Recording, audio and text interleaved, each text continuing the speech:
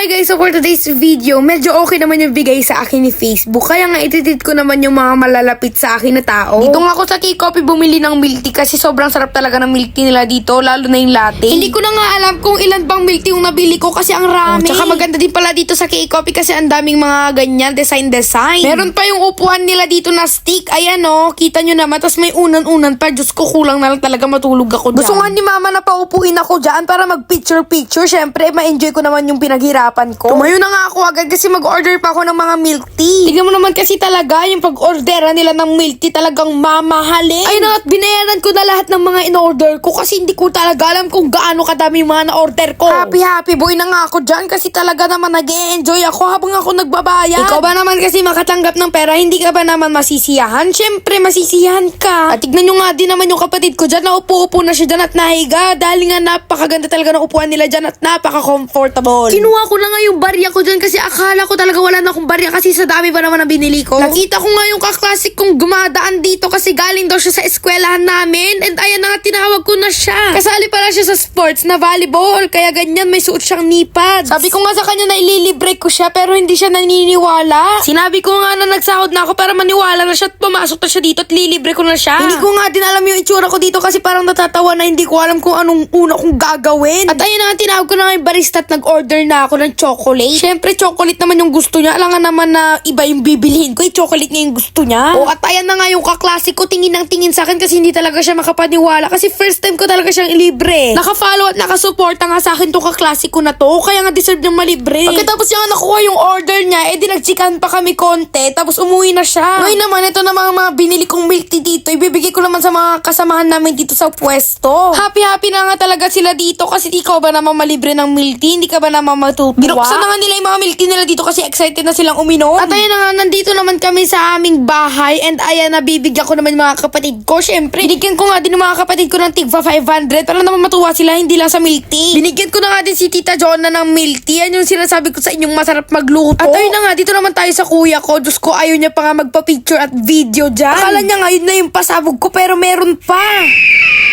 Ngiting tagumpay nga ang ngiti. Plastic side eye. Criminal offensive side eye. Pagkatapos ka ng maraming pagbigayan, tignan mo naman yung kapatid ko dyan. Ang dami niya talagang kalat. Inalat niya nga yung mga nakatagong laruan niya. Naiyak pa nga ako dito kasi hindi ko talaga alam kung anong magiging reaction ko sa mga nagawa ko. Grabe talaga yung tawa ko habang ine-edit ko to. Gusto niya din daw ata umiyak kaya yan napapatingin talaga. Hey guys, so ayun na nga, syempre hindi akong papatalo. Syempre, iinom din ako ng milk tea para naman mainom ko din yung mga pinaghirapan ko. Oo. Ay, Tears of Joy naman, syempre. Matcha pa yung binili ko, parang sarap. Perfect. Sa mga sumusuporta po, maraming salamat po. And pagpatuloy nyo lang po yung pagsusuporta nyo sa akin. Maraming salamat po talaga.